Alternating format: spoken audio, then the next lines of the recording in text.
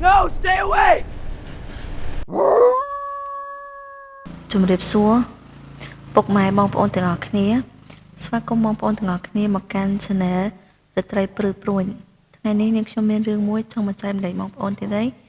តែរឿងនេះខ្ញុំបានមកពីមីងម្នាក់ដែលគាត់មានឈ្មោះថាមីងស៊ីថាដែលគាត់បានចែកម្លែករឿងនេះមកកាន់នាងខ្ញុំរឿងនេះបានកើតឡើងទៅលើអ្នកភូមិរបស់គាត់ម្នាក់ដែលនៅក្នុងនោះគឺរឿងនេះគាត់បាននិយាយថាកើតឡើងតាំងពីឆ្នាំ2004មកម្ល៉េះបងប្អូនហើយរឿងនេះគឺរៀងរន្ធត់ទៀតបងប្អូនតែស្មីតែខ្ញុំអ្នកសម្រែងនិយាយនេះក៏ខ្លាចខ្លួនឯងតិចដែរតើឥឡូវយើងចូលមកសាច់រឿងជាមួយនឹងខ្ញុំទាំងអស់គ្នាកំឡុងពេលឆ្នាំ2004នោះ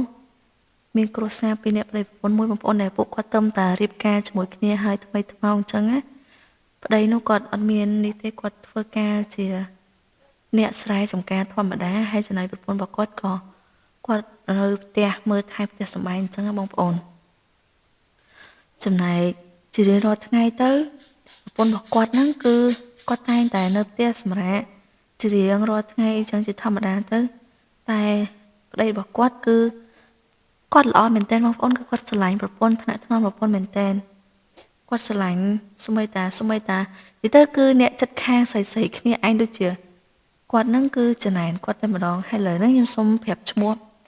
បុរសជាប្តីមុនដែលបុរសជាប្តីគាត់មានឈ្មោះថាណេតចំណែកនារីដែលជាប្រពន្ធហ្នឹងគឺគាត់មានឈ្មោះថាវីតាហើយឥឡូវយើងចូលមកក្នុងសាច់រឿងវិញកំឡុងពេលនោះគឺប្តីប្រពន្ធគាត់គឺអត់មានអីទេបងប្អូនជាធម្មតាទៅគាត់ក៏ចេះស្រឡាញ់គ្នាយកដល់គ្នាអញ្ចឹងណាបងប្អូនប៉ុន្តែថ្ងៃមួយគឺដោយសារតែចំនួនគ្រួសារបងប្អូនគឺប្តីរបស់គាត់ហ្នឹងគឺគាត់ទៅធ្វើការជាធម្មតាហើយប្តីរបស់គាត់ហ្នឹងគឺរៀងថាគាត់តិចស្រាបន្តិចបងប្អូនគេហៅថាមនុស្សតិចសឆាប់ជឿពាក្យសម្ដីអ្នកដទៃថ្ងៃមួយអ្នកនៅក្នុងភូមិហ្នឹងគាត់និយាយលក្ខណៈថានិយាយថានាងវិតាហ្នឹងនៅអត់មានធ្វើអីទេនៅផ្ទះដេកតាចាំឲ្យប្តីចិញ្ចឹមគ្មានធ្វើស្អីទេមួយថ្ងៃស្រួលហើយមិនដូចជាគាត់អញ្ចឹងដូចជាបងណេតហ្នឹងគឺវេទនាណាចេញរកប្រាក់ផងធ្វើការផងធ្វើស្រែចម្ការមើលគ្រប់សពអញ្ចឹងណាបងប្អូនហើយចំណែកបងវិតាហ្នឹងគឺនៅតែផ្ទះទេអត់មានធ្វើអីគេនិយាយអញ្ចឹងបងប្អូនគាត់និយាយលក្ខណៈបែបចាក់ចុចណាបងប្អូនហើយដោយសារតែប្តីរបស់គាត់ហ្នឹងគឺគាត់អត់សូវចង់គិតវែងឆ្ងាយហ្មងគាត់ក៏អត់មានអីទេគាត់ថារៀងអន់ចិនតិចបងប្អូនពួកគាត់ក៏គិតថាពាក្យស្ដីគេនិយាយហ្នឹងក៏ត្រូវដែរត្រូវមួយជីវិតគាត់រាល់ថ្ងៃអញ្ចឹងណាហើយទៅពេលថ្ងៃមួយទៅគាត់រៀងនិយាយមកដល់ផ្ទះពេលហ្នឹងគឺគាត់មកដល់ផ្ទះហើយគាត់និយាយលក្ខណៈបែបកំោះកំមើបែបអត់សូវសាសនាដូចរាល់ដងអញ្ចឹងណាលក្ខណៈបែបនិយាយមកលក្ខណៈដូចរៀងអន់ចិត្តមួយប្រពន្ធរបស់គាត់អញ្ចឹងតពីបងវិតាឃើញប្តីរបស់គាត់រៀងប្លែកអញ្ចឹងគាត់ក៏បានសួរទៅប្តីរបស់គាត់ដែរតើបងឯងមានរឿងអីអញ្ចឹងគាត់និយាយលក្ខណៈបែបផ្អែមល្ហែមបែបលក្ខណៈថាជាប្តីប្រពន្ធទៅតារៀបការឲ្យថ្មីថ្មងបងប្អូនគាត់សួរទៅបងឯងមានបញ្ហាអីមែនឬក៏អូនធ្វើអីខុសអញ្ចឹងបងប្អូនដល់ពេលឲ្យប្តីរបស់គាត់ក៏អត់មាននិយាយដែរគាត់ថាអត់មានអីទេអូនឯងសម្រាប់ទៅគាត់និយាយតែប៉ុណ្្នឹងបងប្អូនហើយបន្ទាប់មកបងវិតាក៏គាត់គាត់ថាអញប្រហែលជាប្តីរបស់គាត់ហត់ពីការងារពេកឬក៏អត់សូវស្រួលខ្លួនអីអញ្ចឹងគាត់ក៏ពេលយប់ឡើងគាត់ក៏បានគក់ច្បាច់ឲ្យប្តីរបស់គាត់អញ្ចឹងបងប្អូនបន្ទាប់ពីពួកគាត់បាយហើយថ្ងៃស្អែកឡើងប្តីរបស់គាត់ក៏បានចេញទៅធ្វើការជាធម្មតាអញ្ចឹងទៅបន្ទាប់មកប្រពន្ធបន្ទាប់មកបងវិតាក៏គាត់បានទៅផ្សារបងប្អូនគាត់បានទៅផ្សារទិញបន្លែម្ហូបអីយកមកធ្វើម្ហូបអញ្ចឹងក៏ឮអ្នកភូមិគេនិយាយបែបលក្ខណៈឌឺដងមកគាត់ថានៅតែផ្ទះអត់មានធ្វើអីនៅតែចាំឲ្យប្តីចិញ្ចឹមអត់មានការងារអីជារបស់ខ្លួនឯងនិយាយទៅគឺគេប្រមាថគាត់គេមើលងាយគាត់បងប្អូនពេលបងវិតាគាត់មាននិយាយអីច្រើនដែរគាត់ក៏គាត់តែញឹមឲ្យគាត់ដើរចេញគាត់ស្លូតគាត់លក្ខណៈថាបងវិតាគឺគាត់ស្លូតបងប្អូនគាត់អត់សូវការចេះតបតនឹងគេអីទេតែពេលថ្ងៃមួយពីស្ដីអ្នកដតីគឺចេះតែនិយាយទៅមួយថ្ងៃគេបាននិយាយទីទួយឲ្យគិតថាប្តីប្រពន្ធនឹងអត់ចេះខឹងចេះអីគេចេះកាន់តែនិយាយហិតតែខ្លាំងរហូតដល់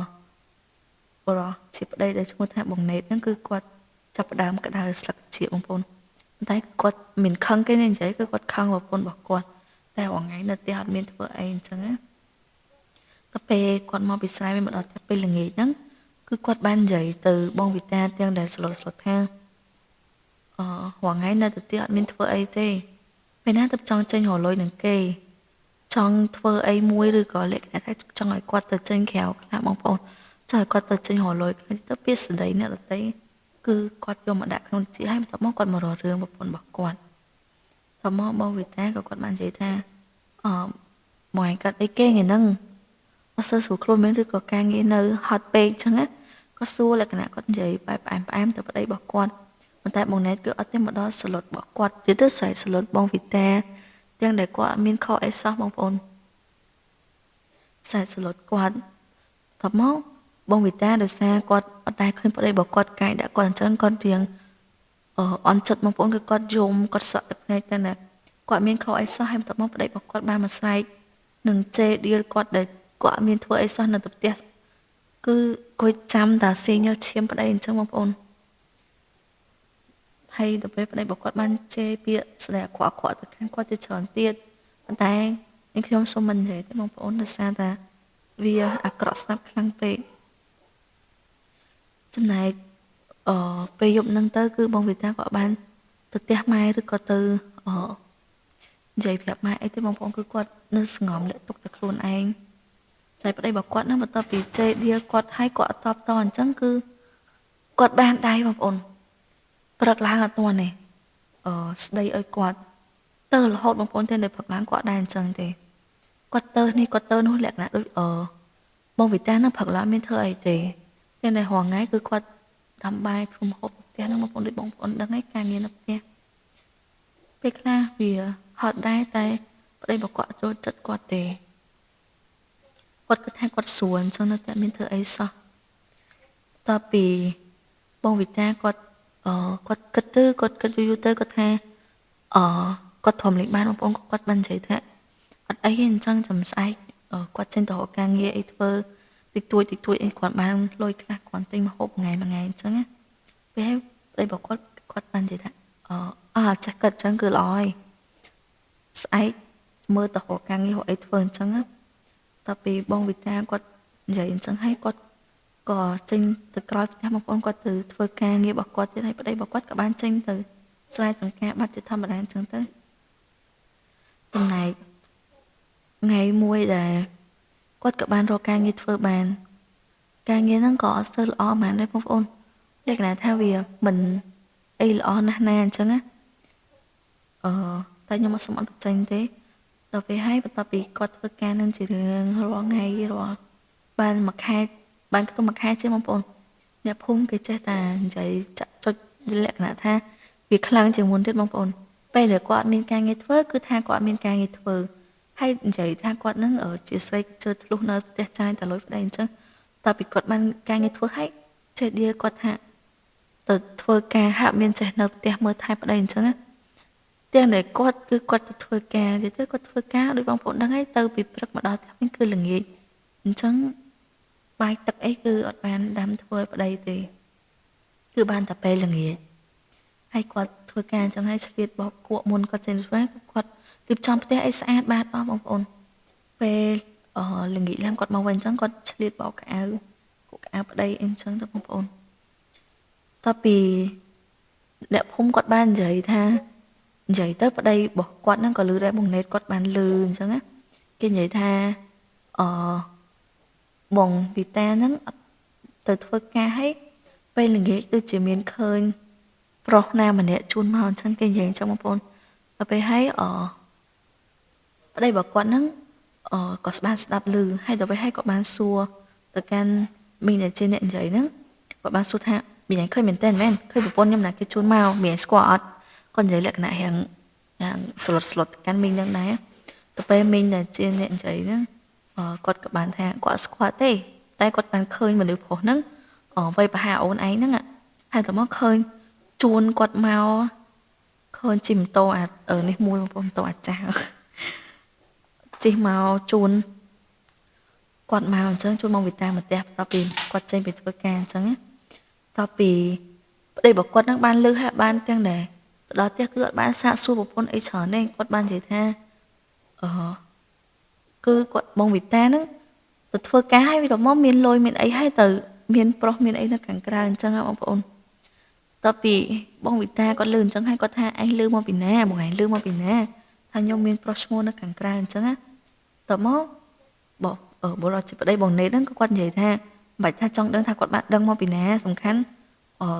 bệnh bẩn lụi miền hai miền ấy chẳng hạn và tập bị trên thưa ca đâu phải hết bông vịt ta có điên ở on chật đây là ở đây có miền chưa tục chật lời còn chẳng còn các bạn su tha miền chưa lời nhom thế ấy đang là nhom được thưa ca màu tơ bị bật mà đó với là nghề chẳng nhom có hết đây hay mà nè qua chôn món nó cứ còn ta chìa nè phôm chật khang chẳng cứ có nơi phôm một khang thế để nó chật kia nó không ổn hay quạt hơi bông vịt ta đai dục anh chẳng có chui ở vừa xa chôn quạt một tiền chẳng á chứ này bông này đúng cứ quạt ở miền vô ấy mà nếu một con mà có tha đào mà chi mũi kê chẳng này về dục hay chi mũi kê chẳng chi mũi pro tây chẳng hay bên đẹp phôm cái khơi thì vô chẳng mấy nên là em bên vô chật không chỉ ở đây khác đây được về hay bông vịt ta có quạt thua ca hot bông ôn thầm mà mình được thua ca hot mà đó tiếp đây rồi đương tết cửa đó mà lo mong còn các bạn vậy tha cho pe anh vậy chơi đây đi trong ca vì nhom ăn toan ăn thua ca nó mới có cất ha ở vô chất hai nhom nâng bạ chất ọt anh chẳng không ôn tập về hay ở bông nét có tiếng khăng nét có ban vậy chơi chọn mơ nghề bông vịt ta ha ở quạt nâng chỉ xoay được xoay ca cây giống bông ôn rồi về hay bông vịt ta bên nâng cứ quạt thòm định bàn này bông ôn cứ quạt bàn mật tập te mạ bọc quạt đây gì mạ bọc quạt nó cứ te nơi ở chơi ngay quạt nơi không phum nâng lại bông ôn mình tay quạt nơi anh đừng nơi về hàng ngay vì nó đôi chỉ trong phum chẳng bông ôn đợt về quạt từ đó te mạ bọc quạt hay mạ bọc quạt khơi bông vịt ta nâng dùng quạt bán su đã thay cả ít kê mấy bản dùng chẳng hay bông vịt ta có con giày hiệp họp tam từ nào đưa chứ mạ bọc quạt các bạn giày tha ở đây giờ mơ về phật lắm mai tên giày mùi anh ấy đợi đăng so các mai chẳng á cùng ói chế tà cái chuyện xa khơi anh bạn chưa tam kê pe chẳng tờ bông phồn hay là tao bị sai lắm mạ bông vịt ta cứ quạt ban tên giày men bông phồn quạt tên giày lại cái nạ sầm rùa xua tham bên đường ấy kê mấy bản lúc nè chê và pôn mơ nghi và pôn nó thạ nâng hay bông nét có quạt ban giấy tham từ na hướng chẳng hạn được hay mạ bông vịt ta có quạt ban giấy tha khoan ta hướng khảo sót mấy bản dọc lưng chỗ nòng te vô mà ở trái bên te hẳn chân tập vì ở bông nét có quạt ban stop lưng chẳng hay quạt chơi ta ư a phồng tam mạ bông vịt ta tớ cùng áo ta quạt đây ở tròn cho nâng tiền chẳng á tai quạt mạ bông vịt ta nó cứ quạt ban cái thằng con bờ xa bọc quạt nâng cài đưa của quạt cho ba hai chẳng hay tớ quạt còn gì tha của này ấy tê vì ta của này nơi ở ấy tê ở đây của này quạt lệ nè tha quạt đằng khó bên trắng á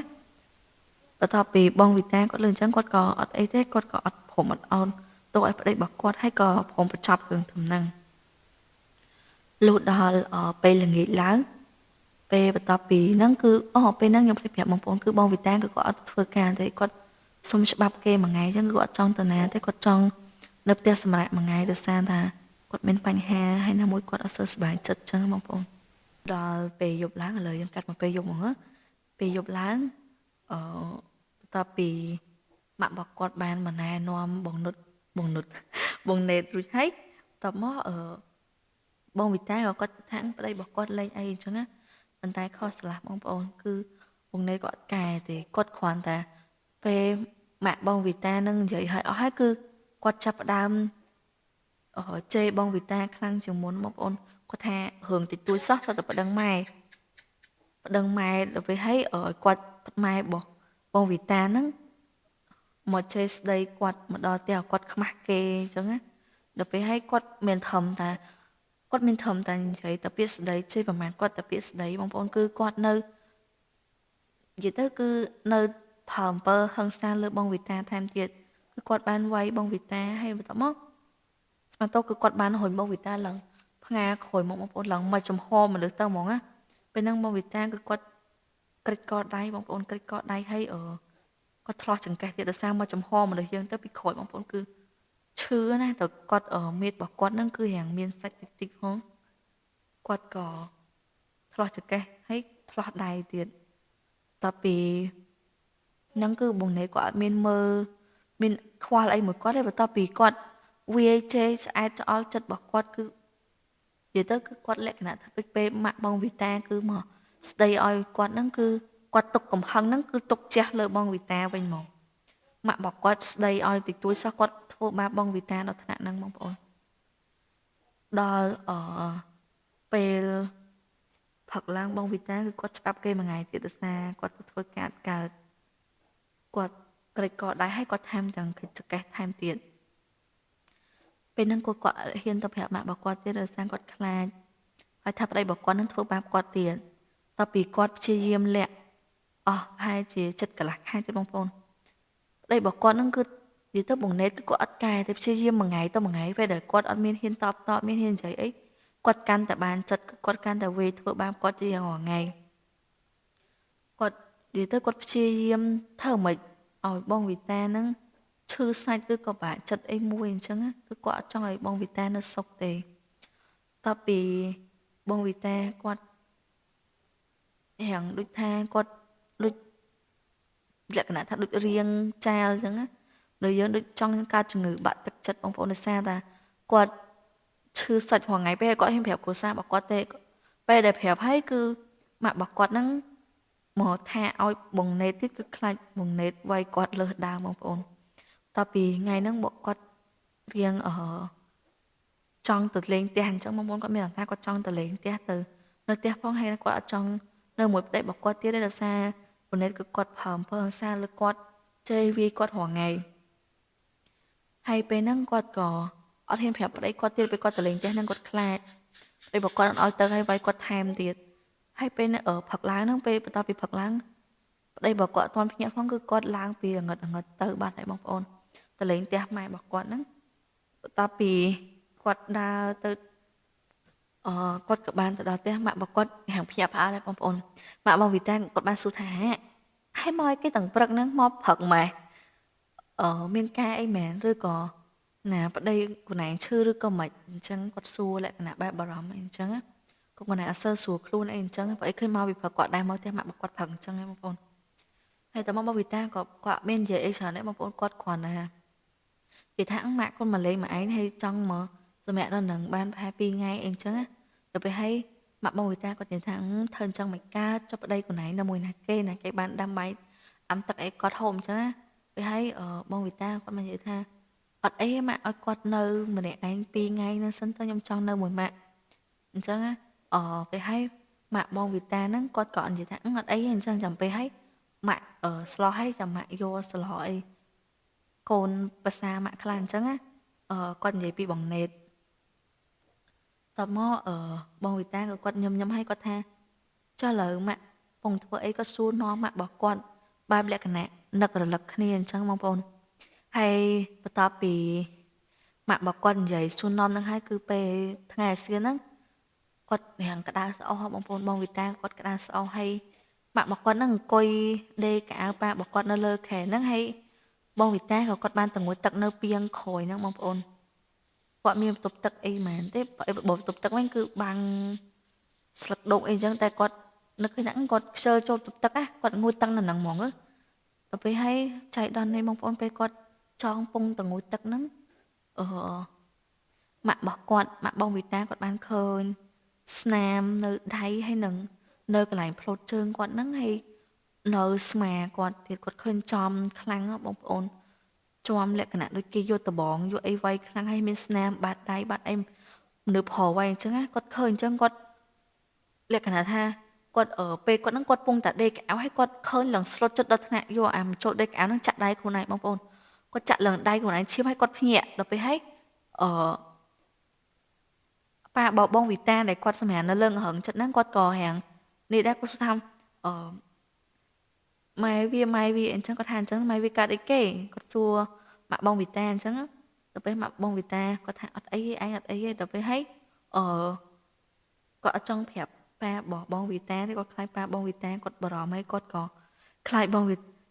បងវីតាហ្នឹងទៅវាយកូនប្រសារបស់គាត់អញ្ចឹងព្រោះអីរឿងហ្នឹងគាត់អត់ទាន់ដឹងច្បាស់ចាំមើលគាត់សួរបងវីតាសិន បន្ទាប់ពីបងវីតាគាត់ងូតទឹកហើយគាត់ស្លៀកពាក់អីហើយរួចហើយម៉ាក់របស់គាត់ហ្នឹងបានហៅបងវីតាហ្នឹងមកអង្គុយចិត្តគាត់អង្គុយលើខែមួយគាត់អញ្ចឹងណាហើយគាត់ក៏បានព្យាយាមសាកសួរនាំទៅកាន់កូនស្រីរបស់គាត់គាត់សួរថាកូនឯងកើតអីគេលើស្នាមនៅលើខ្លួនហ្នឹងម៉ាក់ឃើញមានស្នាមបាតដៃស្នាមវាដំជាប់ពេញខ្លួនពេញដៃពេញជើងអញ្ចឹងកូនឯងនៅត្រូវអីឬក៏ណាគេវាយកូនឯងពេលឲ្យបងវីតាគាត់លើម៉ាក់គាត់និយាយអញ្ចឹងគាត់ភ្លេចនឹកឃើញបងប្អូនគឺគាត់ភ្ញាក់អព្រើតពេលហ្នឹងគាត់គាត់ថាគាត់ភ្លេចនឹកឃើញថាគាត់មានស្នាមនៅខ្លួនអញ្ចឹងគាត់អត់ចង់មានគាត់អត់មានកម្រងប្រាប់ម៉ាក់គាត់ហើយក៏អត់មានកម្រងចង់ឲ្យម៉ាក់គាត់ដឹងដែរបងប្អូនបន្ទាប់ពីគាត់លើម៉ាក់គាត់និយាយអញ្ចឹងហើយគាត់រៀបរាប់ទាំងហូរទឹកភ្នែកបងប្អូនគាត់និយាយប្រាគាត់ជុំប្រាគឺគាត់ថាអឺបងនុតទៀតហ៎គឺបងណេតនឹងគាត់តែងតែផើអំពើហិង្សាមកកាន់គាត់ជារាល់ថ្ងៃតាំងពីថ្ងៃដែលម៉ាក់ទៅស្ដីឲ្យគាត់នឹងបន្ទាប់ពីម៉ាក់បងវីតាគឺគាត់បានស្ដាប់ឮអញ្ចឹងហើយគាត់និយាយទៅគឺគាត់យកបងប្អូនគាត់លក្ខណៈគាត់សំណោះកូនរបស់ស្រីរបស់គាត់ដែលថមអស់រយៈពេល7 ខែឲ្យគេវាយធ្វើបាបទាំងដែលកូនស្រីរបស់គាត់នឹងអត់មានខុសអីសោះបងប្អូនបន្ទាប់ពីម៉ាក់របស់គាត់និយាយអញ្ចឹងហើយម៉ាក់របស់គាត់ក៏និយាយថាអត់អីទេអញ្ចឹងកូនចាំម៉ាក់អឺម៉ាក់ទៅសាកទៅសួរវាម្ដងទៀតតែពេលហ្នឹងគ្រាន់តែបងវីតាគាត់លឺថាអញ្ចឹងគាត់ថាម៉ាក់មិនបាច់ទេម៉ាក់ឯងទៅសួរគាត់ម្ដងទៀតហ្នឹងគាត់វៃខ្ញុំហត់តែខ្លាំងទៀតហើយគាត់និយាយអញ្ចឹងបងប្អូនគាត់និយាយបែបលក្ខណៈមនុស្សរាងចាលបងប្អូនគាត់ខ្លាចនិយាយអញ្ចឹងហើយគាត់ឡើងញ័រខ្លួនហ្មងពេលហើយម៉ាក់បងវីតាគាត់ញ៉ាំស្លុតបន្តិចដែរបងប្អូនហើយពេលហ្នឹងប៉ារបស់គាត់ហ្នឹងគឺអត់នៅទេគាត់ទៅផ្ទះអ្នកចិត្តខាងរបស់គាត់អង្គុយហូបតែនិយាយគ្នាលេងអញ្ចឹងបងប្អូនពេលថ្ងៃក្តៅអញ្ចឹងគាត់អត់មានតាណាទេដល់ពេលតែមេតិចតិចបានគាត់ចាប់ដើមទៅធ្វើការងាររបស់គាត់ទៀតតពីម៉ាក់បងវីតាបានសួរនាំឥឡូវអីអញ្ចឹងចាំមើលគាត់សួរដំបូងគាត់ចង់សួរចិត្តកូនស្រីរបស់គាត់សិនបងវីតាហ្នឹងគាត់ចង់លេងឬក៏មិនគាត់ចង់លេងលះគ្នាអីអញ្ចឹងឬក៏មិនអញ្ចឹងណាបងវីតាក៏គាត់ដោយសារតែគាត់ចិត្តគាត់នៅស្រឡាញ់ប្តីបងប្អូនចិត្តគាត់នៅតែស្រឡាញ់ប្តីហើយតែបងគាត់ចង់គាត់ថាប្តីរបស់គាត់នឹងអាចនឹងកាយចរិតនឹងបានអញ្ចឹងណាហើយគាត់ក៏ថាអីទេម៉ាក់ចាំមើលកូនសាក់និយាយមួយគាត់ព្យាយាមនិយាយគាត់ឲ្យគាត់កែហ្នឹងបើសិនជាគាត់នៅតែអត់កែទេកូនប្រហែលជាធំលេងបានអញ្ចឹងម៉ាក់បងវីតាក៏គាត់ក៏អត់មាននិយាយថាអីទេអញ្ចឹងចិត្តតែកូនឯងតែបើវានៅតែវាធ្វើបាបកូនឯងអញ្ចឹងទៀតកូនឯងមកផ្ទះមកមិនបាច់នៅមួយវាអីអញ្ចឹងទៀតទេបន្ទាប់ពីពេលហ្នឹងបងវីតាគាត់ក៏ដូរចិត្តហើយគាត់ថាអត់អីម៉ាក់កូនសម្រាប់តែមួយយប់ហ្នឹងបានហើយស្អែកកូនទៅវិញអញ្ចឹងគាត់ខ្លាចម៉ាក់របស់គាត់នៅកណ្ដាលយូរគាត់ខ្លាចតែម៉ាក់របស់គាត់បាក់ចិត្តអញ្ចឹងបងប្អូនម៉ាក់បងវីតាគាត់ក៏អត់មានបានហាមឃាត់អីកូនទៀតណាគាត់ថាអត់អីអញ្ចឹងកូនឯងសម្រាប់ទៅហើយអរឿងគេវាធ្វើបាបកូនឯងហ្នឹងម៉ាក់សុខចិត្តលាក់សិនដោយសារគាត់ខ្លាចបងប្អូនគាត់ខ្លាចពេលគាត់ទៅប្រាប់ទៅបារៅប្តីបងវីតាហ្នឹងទៅគឺខ្លាចគេខឹងឲ្យទៅមកគេវាធ្វើបាបកូនរបស់គាត់ហើយបើគាត់ទៅនិយាយប្រាប់ភូមិប្រាប់ឃុំអីទៅគេប្តឹងបានហើយបងប្អូនគាត់ថាគាត់ត្រូវលែងលះគ្នាអញ្ចឹងហើយបងវីតាគាត់នៅតែសល់ចិត្តស្រឡាញ់ប្តីរបស់គាត់បន្ទាប់ពីបងវីតាគាត់គិតថាអញ្ចឹងហើយគាត់ក៏ទៅផ្ទះវិញបងប្អូនស្អែកឡើងគាត់ក៏ទៅផ្ទះវិញទៅហើយប្តីរបស់គាត់គឺគាត់ខឹងប្រពន្ធរបស់គាត់មែនតើហើយបាត់ប្រពន្ធមួយថ្ងៃគាត់ក៏ដើររទេគាត់ដឹងថាប្រពន្ធរបស់គាត់ទៅណាគាត់និយាយថាពេលហ្នឹងគាត់ឯងនឹងគិតថាចាំមកដល់ផ្ទះខ្ញុំគិតទៀតអញ្ចឹងណាទៅពេលបងវីតាមកដល់ផ្ទះពេលព្រឹកហ្នឹងបងប្អូនគាត់មកដល់ផ្ទះហ្នឹងប្តីរបស់គាត់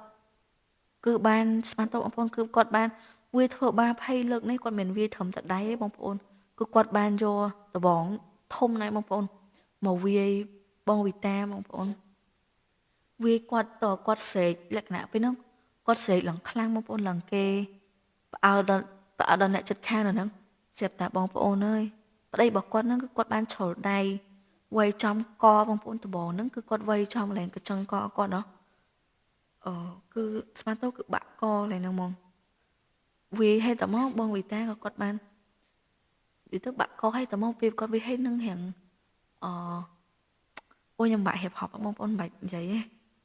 កុំឲ្យរៀងព្រើសបល់ពេកគាត់បានបាក់កនឹងឲ្យគាត់ក៏បានផុតទៅបងប្អូនលក្ខណៈធ្វើដូចស្មានទៅដូចមនុស្សដូចមនុស្សប្រកាច់អីហ្នឹងបងប្អូនតទៅពីគាត់នេះគាត់បានផុតទៅ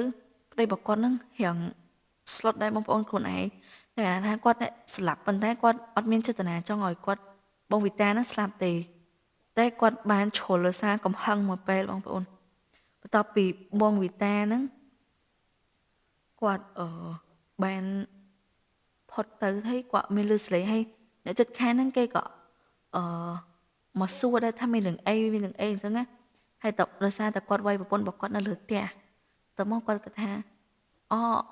ប្តីរបស់គាត់ដែលជាបងណេតហ្នឹងគាត់ក៏បាននិយាយថាអត់អីទេមីងមិញហ្នឹងប្រពន្ធរបស់គាត់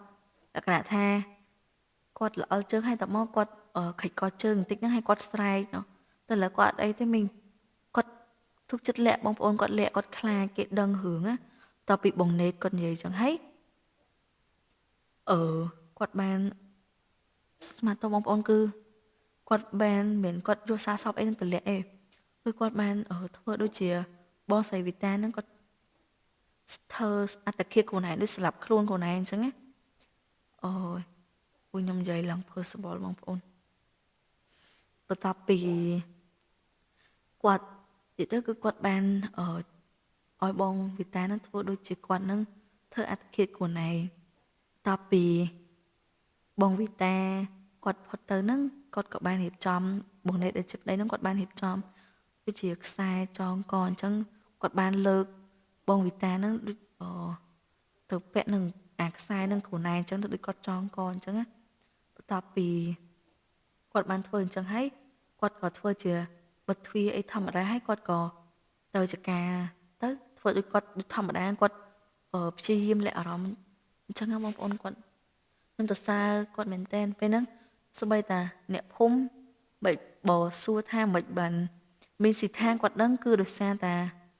ពេលដែលប៉ូលីសគេតាមទាន់ឬពេលដែលអ្នកភូមិគាត់ដឹងរឿងអស់អញ្ចឹងណាដូចថាគាត់ដឹងថាបងវិតាហ្នឹងដោយសារតែគាត់បាក់កឲ្យមិនបានគាត់ត្រូវឡើងទៅចងកខ្លួនឯងកើតទៀតគេដូចថាគេពិនិត្យសាកសមអញ្ចឹងបងប្អូន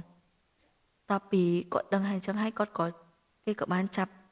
បងណេតហ្នឹងបងប្អូនហើយគាត់ក៏បានសារភាពប្រាប់គឺនឹងទាំងអស់ហ្មងហើយបន្ទាប់ពីគាត់បានធ្វើអញ្ចឹងហើយគាត់ក៏បានទៅសេចំការគាត់ជាធម្មតាបន្ទាប់ពីគាត់មកវិញបងប្អូនពេលល្ងាចអីដែលគាត់មកវិញអីអញ្ចឹងទៅសារគាត់មែនទេបងប្អូនគាត់អាចសម្ដែងបានចេញមកឡើងសមអញ្ចឹងណាប៉ុន្តែដូចគេថាដំរីស្លាប់អត់អាចយកជាអេបាំងបងប្អូនយើងធ្វើអីខុសគឺទោះបីជាគេមិនដឹងឥឡូវហ្នឹងក៏ថ្ងៃណាមួយគេគង់តែដឹងដែរបន្ទាប់ពីគាត់មកដល់ផ្ទះហ្នឹងហើយគាត់ក៏ធ្វើជាបោកខ្លួនយំស្ដាយប្រពន្ធរបស់គាត់អីគាត់ឃើញអីចឹងណាបន្ទាប់ពីអ្នកភូមិគាត់បានឃើញអញ្ចឹងហើយគាត់ក៏បាននាំគ្នាមកមើលចោមរោមមកមើលអញ្ចឹងណាហើយអ្នកភូមិខ្លះក៏គាត់ទៅហៅម៉ាក់បងវីតាហ្នឹងមកដើម្បីឲ្យយកសពយកអីទៅធ្វើបន់ជាធម្មតាអញ្ចឹងបងប្អូនចំណែកបងវីតាវិញគាត់ក៏និយាយទៅគឺអត់ស្ងប់ទេបងប្អូនព្រលឹងរបស់គាត់គឺទៅអត់ស្ងប់ទេគាត់បានទៅគឺអាយុពេលដែលគាត់ធ្វើបន់ហ្នឹងបងប្អូនគាត់បានអ្នកភូមិអីខ្លះហ្នឹងគាត់គេបានលឺសលេងមនុស្សស្រីយំអញ្ចឹងបងប្អូនយំលក្ខណៈបែបកលួចទៅលក្ខណៈដូចកំសត់ខ្លាំងណាស់បងប្អូនបែបដូចទៅអត់អស់ចិត្តណាដល់ពេលហើយយំនិយាយទៅពីភូមិមួយម្លងមកភូមិហ្នឹងទៅដើរពីផ្ទះមួយទៅផ្ទះមួយគាត់បានដើរពីផ្ទះមួយហើយតមកគាត់យំហើយគាត់សួររអ្នកស្លាប់គាត់ទៀតពេលនោះអ្នកភូមិក៏គាត់បាននេះដែរគាត់នៅតែនិយាយថាសងជីវិតគាត់មកវិញអញ្ចឹងគាត់មានធ្វើអីខុសទេបានស្លាប់គាត់នៅតែនិយាយដដែលរហូតដល់ចុងភូមិហើយគាត់បានមកដើមភូមិវិញតពីម៉ាក់របស់គាត់លឺអញ្ចឹងហើយនៅរោងបងប្អូនមកទៅគឺគេនៅលេងបានបងប្អូននៅតែ អាចារ្យភ្លុកប្រហែលអ្នកគាត់ដូចថាគាត់ផឹកស្រួងអីចឹងទៅគាត់ប្រោកគ្នាអីទៅគាត់អត់ចាប់អារម្មណ៍អីចឹងរឿងហ្នឹងចឹងណាតាណាក៏ទៅឲ្យម៉ាក់របស់គាត់ហ្នឹងគឺនៅអត់ហ៊ានតាណាចោលសពកូនណាបងប្អូនគាត់ខ្លាចមេក៏គាត់ហ៊ានដើរចេញណាមួយគាត់ថាកូនខ្លួនឯងកូនរបស់គាត់អត់គួរណាអណោចអធមអញ្ចឹងពេកទេភាសាកូនរបស់គាត់មានធ្វើអីខុសហើយពេលហ្នឹងគេក៏បានឲ្យពូមេភូមិណាជាមេភូមិនៅហ្នឹងបងប្អូនហើយពេលហ្នឹងគឺមានប៉ូលីសហើយប៉ុន្តែការស៊ើបអង្កេតអីក៏វាមិនណាស់ណាអីដូចឥឡូវទំនើបដូចឥឡូវដែរបងប្អូនតពីពេលហ្នឹងណាអ្នកដែលចុះទៅ3សពប្រពន្ធរបស់គាត់3សពប្រពន្ធរបស់បងណេតពីកន្លែងចងកហ្នឹងមកគឺប៉ារបស់គាត់ផ្ទាល់មកគឺប៉ារបស់បងវីតាបន្ទាប់ពីប៉ារបស់បងវីតាគាត់3មកគាត់ក៏រៀងចម្លែកបន្តិចដែរបងប្អូនពេលហ្នឹងគាត់ឃើញកូនរបស់គាត់ហ្នឹងលក្ខណៈដូចក៏កូនរបស់គាត់ហ្នឹងដូចបាក់ប៉ុន្តែគាត់គិតថាខៃឡូកូនរបស់គាត់ហ្នឹងចងកហើយក៏វាអាចជាអញ្ចឹងគាត់ក៏បាននិយាយទៅកាន់ហៅពុំភូមិឲ្យមកធ្វើដូចថាមើលសັບមើលអីអញ្ចឹងខៃឡូកូនរបស់គាត់ហ្នឹងមែនធ្វើតែគិតដោយសារតាអីដោយសារតាម៉ាក់បងវីតាហ្នឹងក៏គាត់បាននិយាយរាប់រឿងហ្នឹងប្រាប់ទៅកាន់ប៉ាបងវីតាដែរហើយប៉ាបងវីតាក៏គាត់បានគិតថាវាមិនដល់ថ្នាក់ហ្នឹងទេកូនរបស់គាត់មិនដែលចងកទេព្រោះអីគាត់ទៅទៅពីនេះទៅហ្នឹងហើយគាត់មាននឹងអីត្រូវចងកគាត់បាននិយាយvớiម៉ាក់របស់គាត់ឡើងស្រួលហើយតបមកអ្នកភូមិគេក៏បាននិយាយប្រាប់គាត់ថាមុនពេលដែលបងវីតាទៅដល់ហ្នឹងគឺលឺសលេងគាត់ស្រែកឈឺអូយខ្លាំងអញ្ចឹងណាដល់ពេលហើយលឺសលេងដូចគាត់ឆ្លុះគ្នាអញ្ចឹងតែប្តីរបស់គាត់និយាយថាគាត់គ្រាន់តែល្អអញ្ចឹងហើយអ្នកភូមិក៏គេអត់បានទៅមើលទៅសួរនាំអីអញ្ចឹងដែរណាប៉ារបស់គាត់រៀងសង្ស័យបងណេតដែលជាប្តីរបស់បងវីតាហ្នឹងតបមកគាត់ក៏បានទៅហៅពូមេភូមិមកធ្វើសវិច័យសពហ្នឹងវាថាមកជួយមើលគ្នាអញ្ចឹងណាអីពូមេភូមិក៏ធ្លាប់ជួបប្រទះច្រើនរឿងរបៀបថាចងកខ្លួនឯងអីចឹងរបៀបមិនអីចឹងគាត់ក៏ដឹងថាកូនស្រីរបស់គាត់ហ្នឹងគឺបងវីតាហ្នឹងគាត់បានគាត់បាក់កប៉ុន្តែបើតាមដែលគាត់មើលទៅសាកសពអីពេលដែលចងកហ្នឹងគឺគាត់គួរណាបាក់កអញ្ចឹងទេបើគាត់បាក់កអញ្ចឹងគាត់អាចទៅចងកខ្លួនឯងមិនកើតអញ្ចឹងណាដល់ពេលហើយប៉ារបស់គាត់ហ្នឹងចាប់ផ្ដើមសង្ស័យកូនភាសារបស់គាត់ទៅជាបងណេតណាគាត់ហែងសង្ស័យអញ្ចឹងតែគាត់អត់ទាន់មកទេបងប្អូនបន្ទាប់ពីគាត់បានរៀបចំហើយរៀបចំបុណ្យឲ្យបងវីតាគឺគាត់និយាយទៅចេញមកតែពេលដែលយប់បងប្អូនគឺអាពេលដែលបុណ្យសពនឹងគាត់បន្ទាប់ពីផុតរំលងយប់នឹងទៅគាត់ក៏ម៉ាក់របស់គាត់ហ្នឹងក៏រៀបចំបុណ្យសពរបស់គាត់មុនលោកឆាន់ពេលព្រឹកឯធ្វើជាធម្មតាហើយចំណែកអ្នកភូមិដែលមកចូលរួមបងប្អូនគឺអ្នកខ្លះភ្នែកឡើងខ្មៅហើយបងប្អូនប៉ុន្តែធ្វើមិនអ្នកភូមិមួយគ្នាហើយមនុស្សពីមុនដូចបងប្អូនដឹងហើយគឺគាត់មានទុកត្រេកអីទីទួលគាត់ប្រកែជួយគ្នាខ្លាំងណាស់បងប្អូនគាត់មានរឿងអីទីទួលគឺគាត់ចេះជួយគ្នាចែកម្លែកគ្នាទៅវិញទៅមកអញ្ចឹងណាបន្ទាប់ពីរៀបចំបុណ្យសពហ្នឹងហើយគាត់ដោយសារតែគាត់បានឲ្យមេភូមិគាត់បានមកមើលនឹងប្រាប់ពីសពនឹងហើយគាត់ក៏បានហៅបងណេតដែលជាកូនប្រសារបស់គាត់ហើយតបមកគាត់ក៏មានដូចថាអ្នកភូមិ2 3នាក់អីអញ្ចឹងណាជួយលោអាចនឹងមានបញ្ហាអីផ្សេងៗជួយចាប់គ្នាអញ្ចឹងណាជួយចាប់បងណេតនិយាយត្រង់បងប្អូនគឺគាត់សង្ស័យច្បាស់ហ្មងដោយសារតែគ្មានណាគេក្រៅពីប្តីរបស់គាត់នឹងទេដោយសារប្តីរបស់គាត់នឹងធ្វើបាបវាទៅលើប្រពន្ធរបស់ខ្លួនឯងដែលជាបងវីតានឹងខ្លាំងមែនតើបន្ទាប់ពីគាត់បាននិយាយសួរនាំទៅកាន់បងណេតទៅបងណេតគឺគាត់ផ្លត់មាត់បងប្អូនគាត់ផ្លត់មាត់ថងថាគាត់ថាគាត់គ្រាន់តែវាយប្រពន្ធរបស់គាត់បន្តិចសោះពេលហ្នឹងគាត់និយាយលក្ខណៈអត់ដឹងខ្លួនណាគាត់គ្រាន់តែវាយបន្តិចសោះប្រពន្ធរបស់គាត់ក៏ស្លាប់ដែរពេលហ្នឹងគឺគាត់បាននិយាយផ្លត់មាត់បន្ទាប់ពីគាត់បានស្ដាប់និយាយនឹកឃើញថាខ្លួនឯងនិយាយអីហើយគាត់ក៏រៀងផ្លត់មាត់គាត់រោនឹងរត់បងប្អូនគាត់និយាយថារោនឹងរត់ហ្មងទៅពេលហើយប៉ាបងវីតាហ្នឹងប្រាប់ថាឲ្យគេចាប់វាឲ្យជាប់ប្រាប់តាសេកណាគាត់សេកជេរបងណេតនឹងខ្លាំងហ្មងគាត់សេកជេរគាត់សេកថាឲ្យជេរស្ដីខ្លាំងមែនតើគាត់ថាមិនគួរណាអញយកហើយមកធ្វើកូនប្រសាមកស្លាប់កូនអញចឹងសោះអូច្រើនណាស់បងប្អូនខ្ញុំអត់សុំអត់រៀបរាប់ទេភាសាវាគ្រាន់តែជាពាក្យអសរុអញ្ចឹងបងប្អូនអាចគិតយល់ខ្លួនឯងបានធម្មតា ចិត្តយើងបាត់បង់កូនស្រីតែមួយទាំងមូលបងប្អូនកូនស្រីពិសេសកូនស្រីរបស់គាត់ហ្នឹងគឺមានតែមួយហ្នឹងទៀតហើយគាត់មានកូនមែនទេបងប្អូនគាត់មានតែមួយហ្នឹងកូនស្រីរបស់គាត់តពីគាត់បានដឹងសាច់រឿងហើយគាត់ក៏បានសួរចម្លើយទាំងអស់សួរទៀតទៅសួរសាច់រឿងទាំងអស់ហ្មងតមកបងណេតក៏គាត់បានរៀបរាប់ប្រាប់តាមដំណើររឿងអញ្ចឹងទៅម៉ាក់បងវិតានឹងយំបងប្អូនគាត់ស្រែកយំមែនទេគាត់ថាកូនរបស់គាត់វេទនាខ្លាំងណា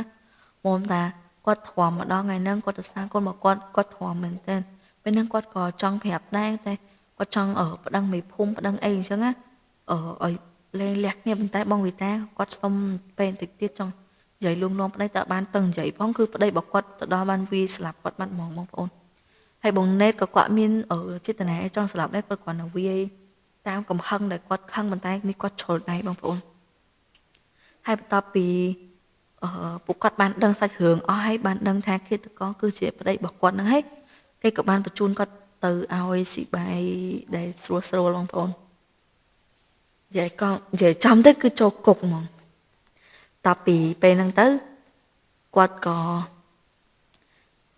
ប្តីរបស់គាត់មានអីបងប្អូនគឺទៅគុកតែប៉ុណ្ណឹងតពីឲ្យម្លងពេលយប់ឡើងបងប្អូនបងវីតាគឺគាត់យំស្រែករម៉ាក់គាត់ស្រែកថាម៉ាក់អើយជួយកូនផងប៉ាអើយជួយផងអញ្ចឹងគាត់ស្រែកយំគាត់ស្រែកដោយសារគាត់ឈឺចាប់បងប្អូនគាត់ឈឺចាប់តែមនុស្សដែលគាត់ស្រឡាញ់ហើយបន្ទាប់មកបានស្លាប់គាត់បន្ទាប់ពីហើយ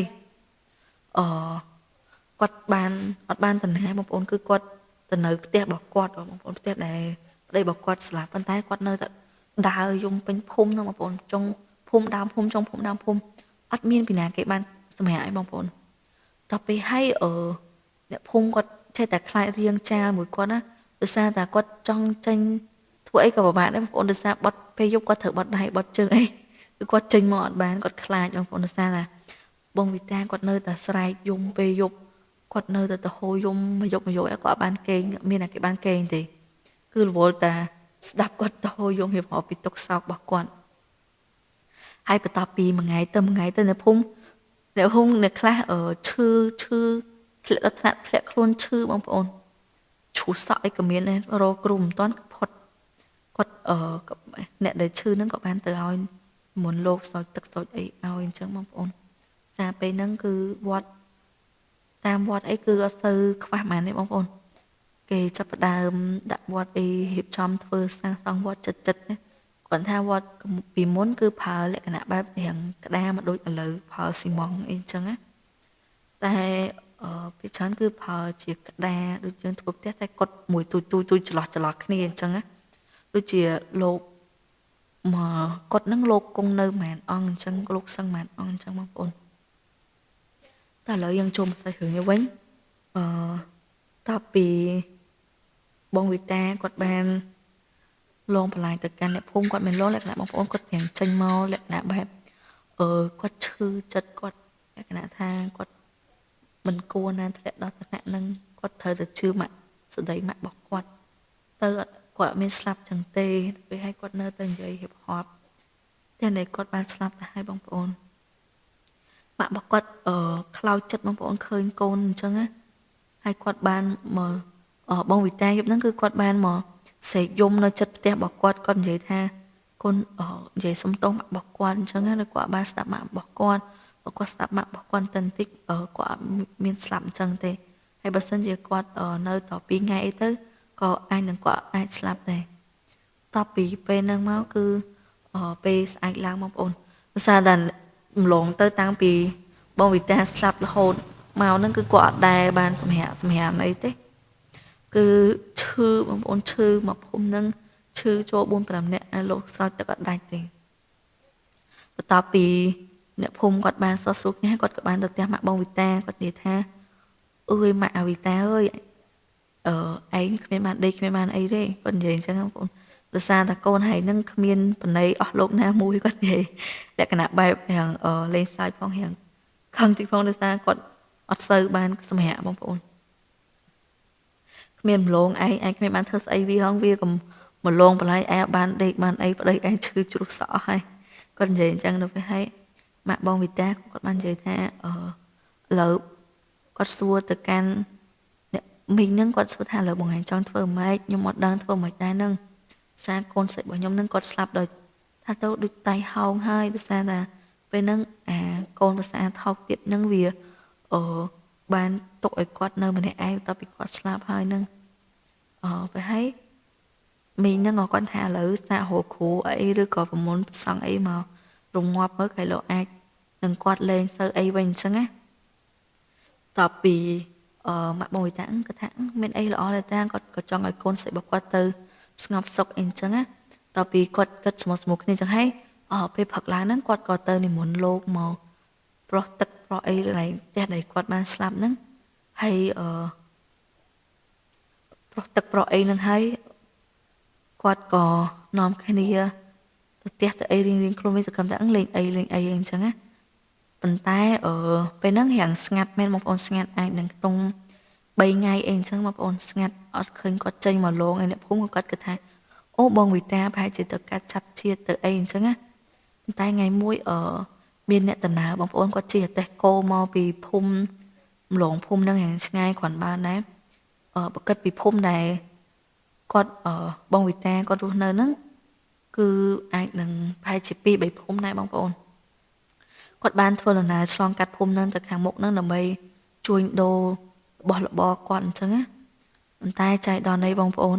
គាត់បានពេលយប់ម៉ោងប្រហែលជា6ជាងអីហ្នឹង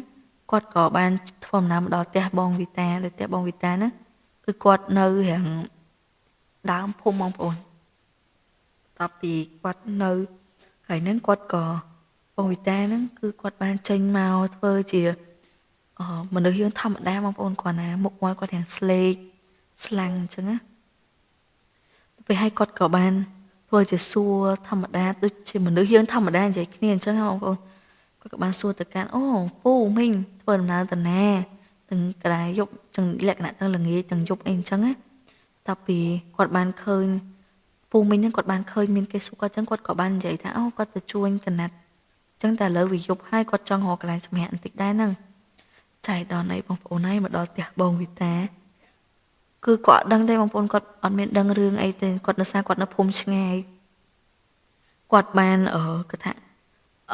បងវិតាក៏បាននិយាយថាអត់អីទេពូមីងខ្ញុំក៏សម្រាប់នៅតែឯងនៅសារថាប្តីរបស់គាត់ហ្នឹងទៅគាត់និយាយថាប្តីរបស់គាត់ទៅសុកឆ្ងាយដែរអញ្ចឹងបើគាត់ទៅឆ្ងាយមែនបងប្អូនគាត់ដែរទៅកន្លែងដែលវាអត់សមអញ្ចឹងណាតមក